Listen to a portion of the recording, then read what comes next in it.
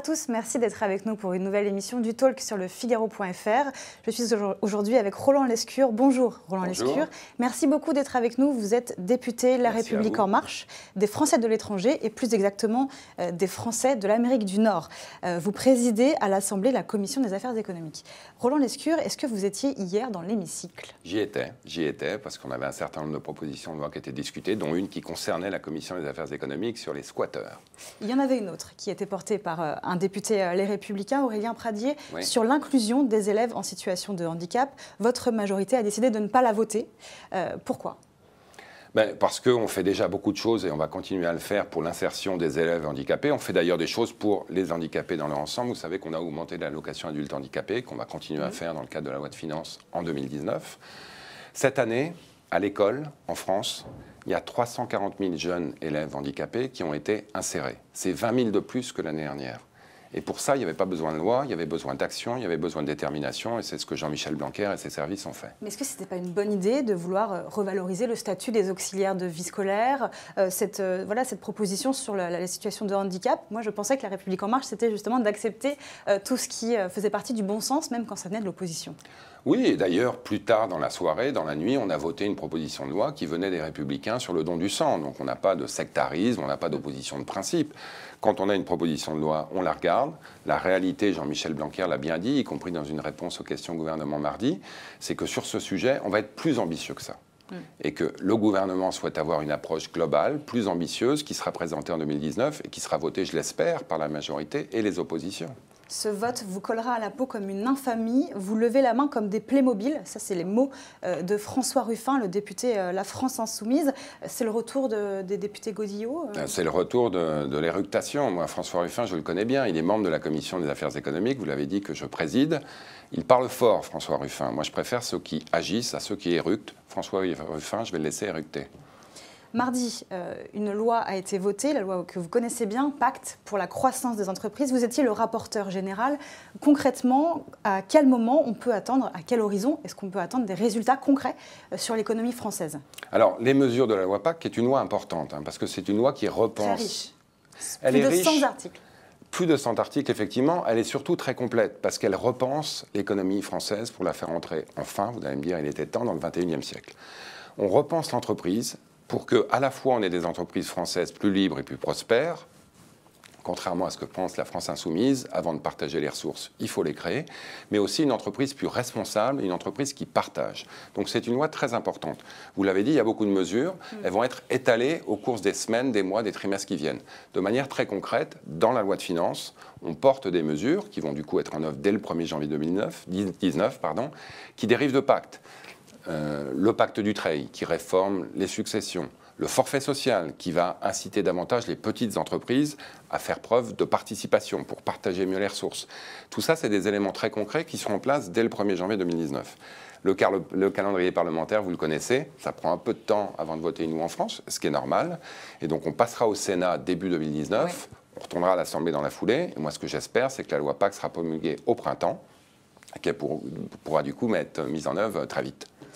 Sauf que cette loi a été passée au second plan de l'actualité à cause du remaniement qui se fait attendre. Est-ce que vous regrettez que la composition de la nouvelle équipe gouvernementale prenne autant de temps? Non, moi je ne regrette surtout pas qu'on ait voté une belle loi. Je sais qu'on va passer sur le remaniement, mais je veux quand même insister sur le fait que cette loi, c'est une loi très concrète pour les entreprises, de manière à ce qu'elles soient créées plus facilement, qu'elles croissent plus facilement, qu'elles prospèrent plus facilement et que du coup elles partagent mieux les ressources avec leurs salariés. Donc c'est une loi très importante. Est-ce qu'elle est passée au second plan? J'en suis pas sûr. Elle a été, je pense, appréciée par tous comme une loi qui a été très bien préparée, très bien discutée, très bien votée. Bruno Le Maire l'a souligné dans l'hémicycle. On a quand même eu 361 voix pour, une centaine d'abstentions et au bout du compte, très peu de voix contre. Donc je pense que c'est une loi qui, je pense en tout cas, traverse l'ensemble des mouvements parce qu'elle concerne tout le monde. On dit souvent, il y a des lois centristes. Ça, c'est pas une loi centriste, c'est une loi centrale qui va très loin. Si je puis m'exprimer ainsi, j'aime pas trop ce vocabulaire, à gauche et à droite. C'est une loi qui va très loin dans le libérer et qui va très loin dans le protéger. C'est ça En Marche. C'est d'aller très loin, d'être disruptif, comme on a tendance à le dire, dans les deux dimensions de ce que doit faire l'économie française au XXIe siècle, de ce que doit faire la France au XXIe siècle. Libérer les énergies de manière à créer de la richesse, mais aussi protéger et partager. Est-ce que vous comprenez, vous qui êtes au premier plan, pourquoi ce remaniement prend autant de temps? Alors, ce qui se passe en coulisses. Moi, j'ai travaillé 25 ans dans le secteur privé. Quand on constitue une équipe, quand on fait évoluer une équipe, en général, ça se compte en semaines et en mois, pas en jours. Là, on est encore en jours. Hier, j'étais devant ma télé, un petit peu, je n'ai pas vu tout le match, j'ai regardé Islande-France. Oui. Bon. L'équipe de France, qui était championne du monde de football il y a quelques semaines, a failli perdre contre une équipe qui n'est quand même pas une des championnes. Pourquoi? Parce qu'entre-temps, on a changé l'équipe. On a changé l'équipe, je ne vais pas dire de manière un peu précipitée, mais on a voulu tester quelques personnes. C'était un match amical.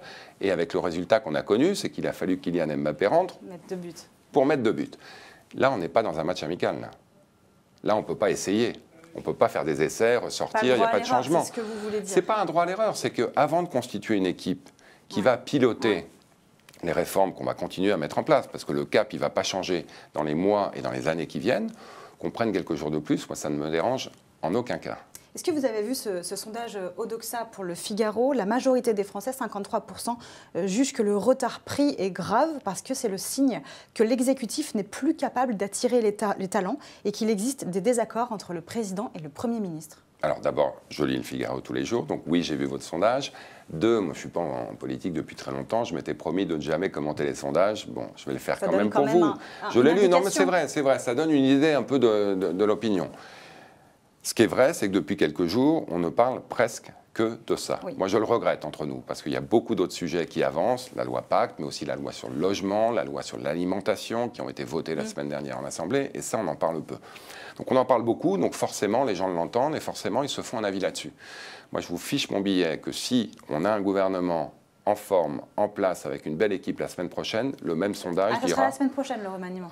J'espère. En tout cas, on est plus près de la fin que du début. Ça me semble à peu près assuré. On a l'impression que la fonction de ministre ne fait plus rêver. Il y a eu plusieurs refus pour entrer dans ce gouvernement. Comment est-ce que vous l'expliquez?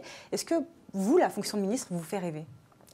Moi, j'ai fait un changement de vie assez important. Il y a maintenant 2 ans, j'ai quitté un job dans lequel j'étais très heureux. J'ai mis un océan entre moi et ma famille parce que j'avais envie d'être utile.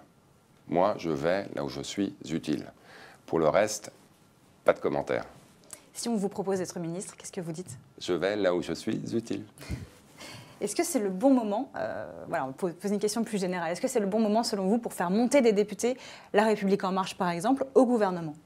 Je ne vais pas filer la métaphore footballistique trop longtemps, mais quand même, on voit bien que quand il y a des talents qui éclosent, c'est le bon moment pour les faire entrer sur le terrain. Donc moi, je vois en tout cas autour de moi des talents qui éclosent. On parlait de la loi Pacte, on avait une équipe absolument exceptionnelle, Olivier Grégoire, Coralie Dubos, Denis Sommer, ancien délégué CGT, qui est aujourd'hui député de la République de Montbéliard, qui a fait un très beau travail sur le chapitre 1, Jean-Noël Barrot, et Marie Lebec, qui est une des benjamines de l'Assemblée, qui elle aussi a fait un très beau travail sur des sujets compliqués, les privatisations, portées par une jeune députée de 25 ans, et très bien portée. Donc il y a des talents, oui, qui montent. D'ailleurs, ils ont toute leur place à l'Assemblée pour faire un très beau travail également. En tout cas, je ne sais pas si ça fait rêver, mais je peux vous dire que le travail de député, ça occupe et ça occupe bien. Est-ce que c'est le bon moment aussi pour élargir cette majorité? C'est-à-dire, comme le dit Jean-Pierre Raffarin, ouvrir au centre droit ou au centre gauche à des personnalités? Alors, je ne sais plus trop ce que c'est que le centre droit et le centre gauche quand je vois l'évolution des partis qui les représentent. La famille des jupéistes, la famille des socialistes compatibles. Moi, ce que je veux surtout, c'est qu'on ait une équipe qui reflète, et vous avez raison de le mentionner comme ça, à la fois la diversité de nos sensibilités. On a clairement une majorité qui est un rassemblement de diverses sensibilités. On a un vrai socle commun. L'Europe, le progressisme, l'ouverture, la volonté de gérer la globalisation de manière plus raisonnable et plus protectrice. Tout ça, ça nous rassemble. Ensuite, on a des sensibilités différentes. Et contrairement à d'autres mouvements que je ne citerai pas, nos sensibilités, leur diversité, c'est une de nos forces. Et donc, pourquoi pas continuer à assurer une diversité de ces sensibilités ? Un autre sujet d'actualité, c'est la taxe d'habitation. Oui. C'est l'une des mesures les plus populaires d'Emmanuel Macron, de la supprimer. En tout cas, pour l'instant, elle est réduite. Et pourtant, une ville sur 6 a augmenté la taxe d'habitation en 2018. Est-ce que ça risque pas, une nouvelle fois, de masquer les effets positifs de votre politique que vous mettez en place? Et comment est-ce qu'il faut faire pour éviter ce genre de décision? Alors d'abord, je note qu'il y a quand même 5 villes sur 6 qui, du coup, ont vu leur taxe d'habitation baisser pour 80% des Français. Donc ça, c'est un verre au 5/6e plein. Vous avez raison, il y a certaines communes qui ont décidé d'augmenter leur taxe d'habitation. C'est sans doute le reflet d'années et d'années de baisse des dotations aux collectivités locales. Les communes, aujourd'hui, ont des enjeux pour financer leurs activités. Tout ça, c'est terminé, puisque nous, non seulement on a arrêté la baisse, mais on augmente modérément la dotation aux collectivités locales. On a transformé la réserve parlementaire, qui était une mesure totalement anachronique, qui faisait que moi, je pouvais faire des chèques aux uns ou aux autres parce que telle ou telle raison. Et maintenant, on a retransmis ces chiffres aux collectivités locales. Donc aujourd'hui, les collectivités locales, elles ont des moyens. Certaines ont décidé d'augmenter leur taxe d'habitation. 6 000 environ. C'était 7 000 l'année dernière. Moi, ce que j'espère, c'est qu'on va pouvoir mettre en place les conditions pour que les taux de prélèvement obligatoires en France, ils arrêtent de monter et ils commencent à baisser. Les collectivités locales doivent faire leur effort, l'État fait le sien également, et ça, c'est dans le projet de loi de finances qu'on va l'avoir. On sent que les relations, quand même, entre le pouvoir, l'État et les élus locaux, les collectivités, est quand même très tendue. Est-ce qu'à la faveur du nouveau gouvernement, il faut mieux considérer les territoires, les élus locaux, comme certains, par exemple Richard Ferrand, le préconisent? D'abord, pour moi, un des défis majeurs de la France aujourd'hui, c'est la fracture territoriale. Oui. On a un certain nombre de gens qui vivent dans les territoires, et pas seulement les territoires ruraux, mais aussi les banlieues défavorisées, qui se sentent exclus de la valeur créée par la globalisation et de la croissance économique qu'on a eue dans le monde d'ailleurs depuis 20 ans, qu'on n'avait pas eu depuis longtemps. Et donc ça, c'est un des défis majeurs politiques auxquels on fait face, et il faut qu'on y travaille. Ça passe par une relation sans doute améliorée avec les collectivités locales et leurs représentants. Ça passe surtout par des mesures concrètes. Action cœur de ville, la fracture numérique. Aujourd'hui, vous ne pouvez pas avoir une activité normale au XXIe siècle si vous n'avez pas accès à Internet ou si vous ne pouvez pas téléphoner. Donc tout ça, c'est le concret sur lequel on a commencé à travailler, sur lequel il faut continuer à travailler. Le gouvernement, il doit être divers, on l'a dit tout à l'heure en termes de sensibilité politique, il doit aussi représenter la réalité de la France. Donc il faut qu'il y ait des représentants des territoires, il y en a déjà, il y en aura sans doute demain. Une dernière question avant de passer aux questions de nos internautes avec Jérémy Pontieux. Vous avez milité un court moment au Parti socialiste. Aujourd'hui, une page se tourne puisqu'Olivier Faure va rendre les clés de Solferino. C'est quand même un symbole. Est-ce que pour vous, vous souhaitez que le PS redresse la tête, puisse devenir plus fort? Parce que là, il est quand même très affaibli. Alors, je suis vraiment mal placé pour souhaiter quoi que ce soit au Parti socialiste. Je n'ai jamais mis les pieds à Solferino. J'ai milité effectivement il y a un an au milieu des années 2000. Et puis, j'ai considéré que ce n'était pas pour moi, à la fois sur la manière et puis sur les idées, les idéologies qui étaient poussées. Non, je pense qu'on a une recomposition du paysage politique, on est en partie responsable de ça, et j'en suis très heureux. Il faut que les autres mouvements fassent leur travail d'aggiornamento, de recomposition, et puis on verra ce que ça donne. Moi, j'ai rien contre le fait d'avoir des oppositions fortes, ça permet d'avoir des beaux débats. Sur Pacte, on a eu un vrai débat idéologique, avec notamment la France Insoumise, sur ce que c'est qu'une entreprise au XXIe siècle. Donc moi, je suis pour l'opposition, une opposition construite, constructive, avec laquelle on peut débattre. Merci beaucoup, Roland Merci Lescure. Merci beaucoup de rester avec nous. On va tout de suite accueillir Jérémy Pontieux pour vos questions.